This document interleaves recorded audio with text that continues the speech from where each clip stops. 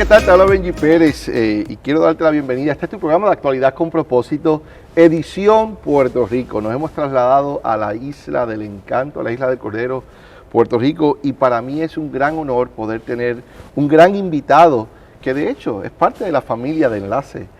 Con nosotros se encuentra el gran pastor Otoniel Font. Pastor, bienvenidos a tu casa, bienvenidos a este programa de Actualidad con Propósito. Gracias, Benji, gracias por la oportunidad y siempre un placer compartir con el público de Enlace y todos los que se conectan en estas transmisiones. Estamos muy contentos, pastor, que sé que tienes una agenda muy cargada, has estado viajando bastante, has estado muy activo en este tiempo de pandemia, como decimos nosotros, y quería darte las gracias por lo que haces y para nosotros es un privilegio poder tenerte en este programa. Hoy el tema está muy interesante. Gracias. Y queríamos hablar sobre, lo hemos titulado, ¿vives en derrota o vives en victoria? Y tenemos un verso clave que estaba escuchando una de tus prédicas, que estuvo muy buena. Espero que sea buena. No, muy buena. La mayoría no sirve, pero alguna de ellas funciona. No, fue excelente. Que de hecho invito a la gente que vaya a tu canal de YouTube y la pueda escuchar. Tesoros Escondidos. Esa es la más reciente. Esa es la más reciente. Una de las más recientes. Y el verso clave, que uno de los versos que utilizaste, que me gustó mucho, es Romanos 8, capítulo 8, verso 18, dice, pues tengo por cierto que las aflicciones del tiempo presente no son comparables con la gloria venidera que en nosotros ha de manifestarse. Y la primera pregunta que te quiero hacer, ¿cuál debe ser la postura como creyente en estos tiempos? Antes que me conteste la pregunta, hay una estadística que surgió en Estados Unidos donde habla que el 40% de las personas luego de la pandemia no regresaron a los templos. De esos 20 se quedaron en líneas y los otros 20 decidieron no continuar congregándose o sirviendo al Señor. Realmente comprendemos y entendemos que este tiempo de pandemia ha sido muy fuerte para la humanidad en general, pero también para la iglesia. Pero ¿cuál debe ser nuestra postura, pastor? Mira, la pregunta es muy interesante, te lo agradezco. Trato de tener mucho cuidado respondiendo preguntas como esta y con mis mensajes porque creo que cada pastor debe tener la oportunidad de predicarle la doctrina que ellos quieren y que creen a su iglesia. Así que trato de hablar de temas generales que de cierta forma nos unan, ¿verdad? Y hago esa aclaración porque lo que quisiera es que la gente que nos mire sí pueda quizás aprender un poco, observar, pero que también tengan respeto por lo que sus pastores creen. Yo estoy muy ocupado por mi iglesia local, de Carolina, Puerto Rico, la gente con la que Dios me llamó a ministrarle. Y viendo todas las situaciones de nuestra isla, viendo todo lo que ha ocurrido, soy pastor de pastores, tenemos congregaciones en diferentes lugares. Yo creo que la mejor manera de enfrentar lo que estamos viviendo es con un optimismo y una fe de que definitivamente, a pesar de todo lo que esté ocurriendo, Dios nos va a dar la victoria y que podemos prosperar, que podemos avanzar aún en los tiempos de crisis. Creo que a veces la iglesia ha sido también a veces promotora de tiempos negativos y de crisis y que hace que la iglesia a veces no avance. Así que yo creo que nosotros como creyentes todos podemos estar de acuerdo en que nuestro final todos será glorioso. La pregunta es cómo llegamos hasta ese final, cómo llegamos hasta ese lugar. Y ahí es que yo quiero que la gente aprenda que podemos avanzar, que podemos crecer. Eso no quiere decir que no vamos a tener problemas, pero que la realidad es que el cristiano ha sido llamado a vivir en victoria. ¿Ves la iglesia venciendo este temor ya en la salida de estos temores que hemos entrado o consideras que la iglesia aún está atemorizada? Yo creo que la iglesia en general es víctima también o podría ser víctima de las noticias, de lo que el mundo dice y de lo que habla y definitivamente todo de alguna forma u otra en algún momento dado tenemos miedo, nos llegan pensamientos que nos pueden aturdir. Pero en general creo que hay una generación nueva que se está levantando que tiene expectativa de cosas poderosas. Por lo menos esa es mi visión, la forma en que veo a nuestros miembros, nuestros jóvenes, gente que quiere poseer el reino de Dios aquí en la tierra, que quiere avanzar, que quiere crecer. Yo quisiera que fuera más la mayor cantidad de personas, pero la realidad es que sí, hay una cantidad de personas en la iglesia que lamentablemente vive con temor y miedo al futuro. Cuéntanos de algunas de tus victorias. Sé que en tiempos difíciles, porque ven a un pastor Otoniel Font, ¿verdad? Que Dios te ha llevado a las naciones. Ha sido de gran inspiración a tantos hombres y mujeres. Y muchos pueden decir, la tiene fácil. Se le ha ido siempre fácil a él. Todos sabemos que no es así, ¿verdad? Todos sabemos que el mismo Jesús nos dijo, en el mundo tendréis aflicciones, pero confiad porque yo he vencido. ¿Nos puedes contar alguna de esas victorias en momentos difíciles que puedan inspirar a otros?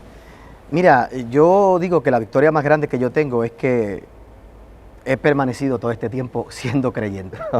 Yo creo que la victoria más grande es, en medio de todas las circunstancias, permanecer con la fe, seguir sirviendo a Dios en medio de todas las dificultades que uno puede vivir en la vida.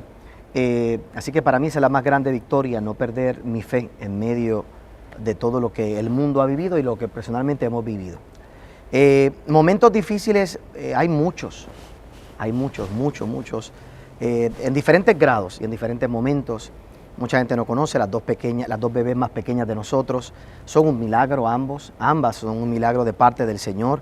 Mi esposa no podía quedar embarazada por unos 10 años, después que tuvimos la primera y la segunda, mi esposa no podía quedar embarazada para la tercera y para la cuarta. Wow. Fue un proceso, y para colmo de la tercera, cuando ella queda embarazada, fue un embarazo utópico, nos pusieron en la encrucijada de que si teníamos que abortarla o no. Wow. Era la vida, literalmente el doctor me dijo, la vida de la chica o de su esposa. Fue una batalla durante un tiempo, la historia es bien larga, pero para hacerla corta, recuerdo ese día que nos dan esa noticia, estamos en esa batalla difícil, ¿qué vamos a hacer? Mi esposa decía, es la vida de la bebé, yo decía, no, es tu vida, podemos tener otro bebé, y si no está bien, no hay ningún problema, y recuerdo esa batalla, y en medio del camino vamos como con nuestros exámenes médicos para una sentencia de muerte, básicamente. El doctor nos dice, vayan a tal radiólogo, hagan tal examen, etcétera, etcétera. En el camino, los dos dijimos, ¿sabes qué? Pero ¿por qué razón estamos escogiendo entre la vida de una y la otra? Vamos a escoger la vida de los dos, vamos a orar y vamos a creerle a Dios. Entonces fuimos al radiólogo y nos hicieron unos exámenes, a ella le hicieron unos exámenes, unas pruebas, para hacerte historia larga, corta. Cuando volvimos, donde el especialista en los casos difíciles, el número 1 en Puerto Rico para atender este tipo de embarazos, nos pone en su oficina y pone en speaker a la radióloga que leyó los resultados y que lo hizo. Y la dama le dice, mira, si fuera cualquier otra persona, yo te diría que los mandes ahora al hospital y que aborten. Wow. Pero esas son gente de fe. Ella no sabe que yo estoy oyendo. Ella dice, esas son gente de fe. Ellos no me conocen, pero yo los conozco. Dile a ellos que oren por una semana. Y vamos a creer y que crean por un milagro. Eso es una doctora hablando al otro doctor. A un colega. Dile que oren por una semana. Y que crean por un milagro. Literalmente eso fue lo que hicimos esa semana. Le dieron a mi esposa unos medicamentos, unos suplementos, ni eran medicamentos, unos suplementos básicos de que no se supone que tuvieran ningún efecto realmente. Era simplemente por dar un tratamiento. Y a la semana la bebé se ubicó en el lugar que tenía que ubicarse. Un embarazo utópico es que la bebé nace fuera, básicamente pegada a la placenta, ¿verdad? Y si crece ahí explota. Es un proceso bien interesante. La bebé se acomodó y hoy tenemos a esa chica, la tercera de casa, que se llama Jenibel. Fue un proceso duro, fue un proceso difícil durante ese tiempo, pero esas son de las victorias personales las que hemos tenido. Nos pasó también algo similar con la más pequeña, otras problemas económicos y demás, y momentos cruciales, pero siempre recuerdo esas dos en particular, para mí fueron muy significativas. Pastor, y estando en Puerto Rico, para aquellos que nos están escuchando fuera de la isla, Puerto Rico vivió momentos difíciles con el huracán María, y sé que la iglesia de usted sufrió daños significativos, por no decir casi pérdida total. Fue pérdida. Fue pérdida total. Luego de eso vinieron los tiempos de pandemia, y aún así ustedes mantuvieron su fe, su confianza en el Señor, y vemos que ya está a punto de tener un templo nuevo. No, estamos en proceso. ¿En proceso? Estamos en proceso de eso. Como te dije, como empecé la contestación a la pregunta, para mí la victoria más grande es poder contar que he permanecido por 27 años sirviendo a Dios como pastor, junto a mi esposa, nuestra iglesia, que tenemos un gran matrimonio, tengo 4 hijas hermosas, 2 casadas, ya tengo una nieta, tengo las 2 bebés de casa que no son bebés ya, tengo una teenager, así que todo el mundo ore por mí, y la otra que va en camino, y que en medio de todo eso hemos podido, mi esposa y yo, lidiar con todas las situaciones, tener la victoria. Para mí eso es lo más importante. Sí, con María, el huracán María, habíamos luchado con saldar una deuda que habíamos heredado, nos tomó varios años saldar esa deuda. Saldamos la deuda, viene el huracán y el templo se destruye. Oh my God. Y de tener uno de los grupos de música más grandes en Puerto Rico, de los más bonitos, tener miles de personas, encontrarnos sin ningún templo, empezar desde cero, literalmente otra vez. Y de ahí pues la pandemia. En medio de todo, te tengo que decir que hemos visto la mano de Dios obrar día tras día, poco a poco. Ha sido un proceso largo de 4 años de recuperación. Sí. Todas nuestras cosas todavía no estaban al día. Por ejemplo, canales de televisión, antenas desaparecieron, en lo que pudimos comprar todos esos equipos, porque esos equipos en Estados Unidos y en el mundo sufrieron tanta necesidad que no habían equipos. Hay escasez de inventario escasez, a nivel mundial. Así que tuvimos que esperar, nada, etcétera, etcétera. Sí te puedo decir que hemos visto la mano de Dios. A través de eso, yo no sé, déjame ver cómo lo pongo. 2 cosas te puedo decir. Yo no creo que nunca me hubiera atrevido a hacer un cambio a ese edificio que teníamos si no hubiera llegado el huracán. Yo creo que hubiera tratado de mantener la vieja estructura. No sé si era que Dios quería que yo hiciera algo nuevo. Número 1. Número 2, no sé por qué Dios utilizó eso para posicionarnos a nivel de Estados Unidos, a nivel político, y poder influenciar en ciertos niveles bien interesantes, bien importantes a nivel económico en los Estados Unidos. Y yo creo que es la mano de Dios quien lo hizo durante toda esa temporada. Y estamos a punto de, digo a punto por fe, porque aquí los permisos son un poquito complicados, claro, pero sí ya tenemos los planos y tan pronto nos den los primeros permisos, comienza la construcción de nuestro nuevo edificio. Cuánto nos alegra escuchar. Pastor, hay muchos pastores en Estados Unidos y a nivel mundial y Latinoamérica que se preguntan y dice, se me es difícil mantenerme enfocado. Y luego de escucharte de todo lo que has hablado y como dices, la mano de Dios siempre ha estado, y comentas que lo más difícil es poder haber estado por tantos años largos sirviendo al Señor. Sin duda alguna han habido ministros que han estado dolidos, que han estado sin fuerzas. ¿Qué les podemos decir a ellos? Te lo voy a explicar en pocas palabras como hoy lo puedo explicar. Es un proceso que he vivido toda mi vida, pero ahora lo puedo poner en palabras. He aprendido a vivir en mi vida como pastor, no buscando cómo hacer algo, ni para qué hacerlo, sino por qué hacerlo. Es bien diferente. Los pastores, por lo general, al igual que cualquier líder de una empresa, por ejemplo, quiere saber cómo vender más. Eso es bueno, necesitas aprender. Hay gente que quiere saber cuál es el nuevo método para traer gente a la iglesia, para discipular. Excelente. ¿Cómo lo hago? La gente entonces también habla del para qué. Bueno, lo hacemos para ganar almas para el Señor, lo hacemos para servir. Excelente, todo eso está bonito y hay que aprender. Son áreas importantes. Pero el líder que no tiene claro el por qué lo hace, y no lo puede definir claramente, ante las crisis va a renunciar. Y yo he tenido el por qué claro toda mi vida. ¿El por qué se puede traducir a llamado? Sí, pero no es el llamado. Más que el llamado tiene mucha gente y no lo hacen, no lo usan, se quitan. Llamado tiene muchas personas. Es esa afinidad del corazón donde uno realmente se conecta con la verdadera misión de la vida de uno y con lo que Dios quiere que realmente uno haga, pero eso trasciende el llamado. Y fíjate que trasciende el llamado porque, por ejemplo, yo soy de los que creo que si yo enseño a un miembro de mi iglesia a ser un buen cristiano, el día que se vaya, la disciplina de cristiano que aprendió la va a vivir en cualquier otra iglesia.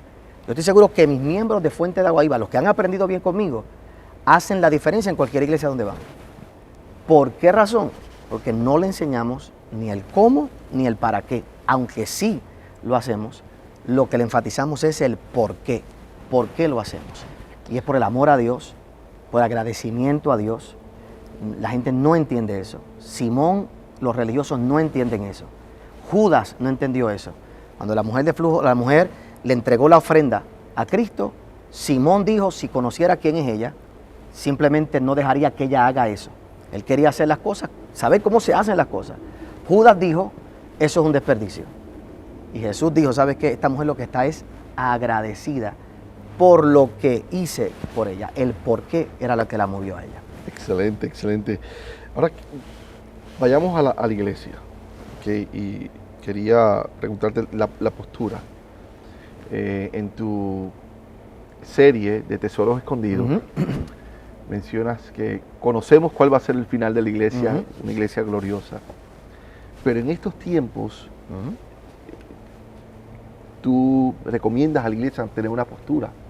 ¿Y cuál debería ser esa postura aquella iglesia? ¿Pero en qué término? ¿Qué postura? ¿En qué aspecto en particular? En los tiempos actuales en los que vivimos. Pero una postura escatológica, ¿sabes? Para darte una definición más clara. En la práctica cristiana. Bueno, en la práctica cristiana yo creo que hoy más que nunca la iglesia, si vamos a hablar de la práctica cristiana como individuo, yo creo que la iglesia tiene que enfocarse y los pastores tenemos que enfocarnos en crear verdaderos cristianos. Creo que la pandemia probó que mucha gente dependía de lo que la iglesia hacía por ellos para llevar una vida semidisciplinada.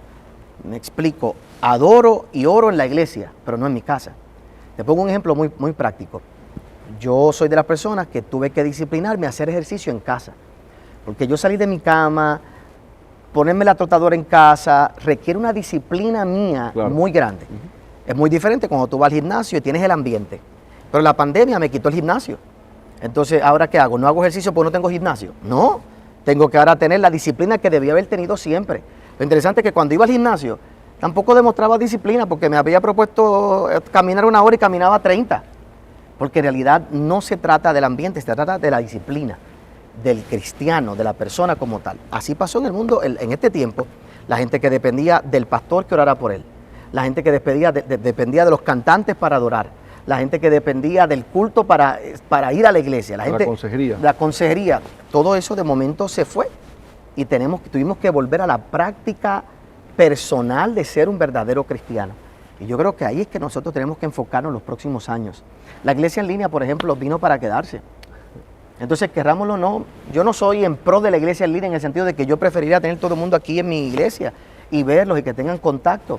Pero la iglesia en línea vino para quedarse. Ahora, ¿qué va a depender de esa iglesia en línea? De que el que está al otro lado haga la disciplina de cristiano más allá de simplemente conectarse a un servicio. Que tenga esa estructura de un discípulo. Creo que ese es el más grande reto que vamos a tener en este tiempo. Si esa persona no es lo suficiente disciplinada para mantener esa estructura como cristiano, ¿es recomendable entonces que se congregue, que regrese al templo? Bueno, lo que pasa es que como el gimnasio, el templo es mejor que vayas al gimnasio y por lo menos hagas media hora cuando se supone que hagas 1 hora, pues llega a la iglesia y por lo menos canta 3 coritos en la iglesia y definitivamente si estás conectado con la iglesia y con la comunidad, pues tu vida va a ser mejor. Pero la vida del cristiano no se vive en el culto. El culto es parte de lo que hace un cristiano. No es lo mismo. Entonces, no podemos crear esa dependencia. Por eso es que también hay un montón de pastores que se mueren del corazón. Porque el pastor entonces se vuelve el coaching, el que tiene que estar ahí todo el tiempo motivando a la persona, cuando en realidad debe ser algo mutuo entre el líder, los líderes, la iglesia, la comunidad, que entiendan lo que es ser un verdadero creyente y tener esa vida espiritual personal. Cuando tú miras a los hombres de la fe, Benji, Abraham, ¿cómo Abraham servía a Dios si él no tenía ningún estímulo alrededor? Él es el padre de la fe. No era lo mismo servir bajo Moisés, que te decían obligatoriamente tienes que dar diezmo, tienes que venir al sacrificio, tienes que venir tantas meses aquí. Era obligado. Claro. Pero bajo Abraham, ¿cómo esa gente tenía una relación con Dios? Una vez se encontró con Melquisedec. De ahí era una relación personal donde nadie le tenía que decir ofrenda. Él iba y sacrificaba cada vez que iba a hacer una empresa o algo nuevo. Él sabía lo que tenía que hacer. Y ahí es donde tenemos que llevar a la gente que sean maduros como creyentes. Y sí, hace falta un Melquisedec. Hacen falta encuentros con personas divinas que nos ayuden a mantenernos enfocados. Pero cada uno de nosotros tiene que tener esa disciplina personal como cristiano. Todo el tiempo apremia y de verdad que ha sido un conversatorio muy interesante. Aquellas personas que te están viendo que quisieran poder continuar escuchando estos mensajes, estas enseñanzas, estos discipulados tuyos, ¿dónde podemos encontrarte? Bueno, estamos en Enlace, por supuesto, 2 veces al día. También estamos en la plataforma de Enlace Plus, es donde principalmente le pedimos a todo el mundo que se conecte con nosotros. Y por supuesto en todas las redes sociales, búsquenos allí por Pastor Otoniel Font, allí se puede conectar. Pastor, gracias por haber estado con nosotros. Tanto usted como su esposa ha sido de gran bendición aquí a tu programa de Actualidad con Propósito. Gracias a ti, gracias por considerarnos. Gracias. Al regresar, el doctor Luis Roberto Piña estará con nosotros para poder abundar un poco más sobre ¿vives en derrotas o vives en victoria? Este es Benji Pérez y este es tu programa de Actualidad con Propósito. Bendiciones.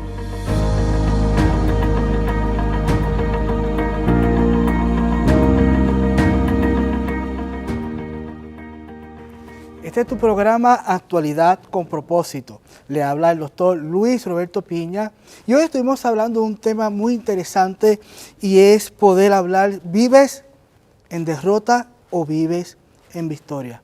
Con el pastor Otoniel Font. Hoy tuvimos que echar mano a unos puntos importantes que yo sé que nos va a ayudar a poder avanzar y poder vivir en victoria. Una de las primeras preguntas es, ¿tienes claro por qué lo haces?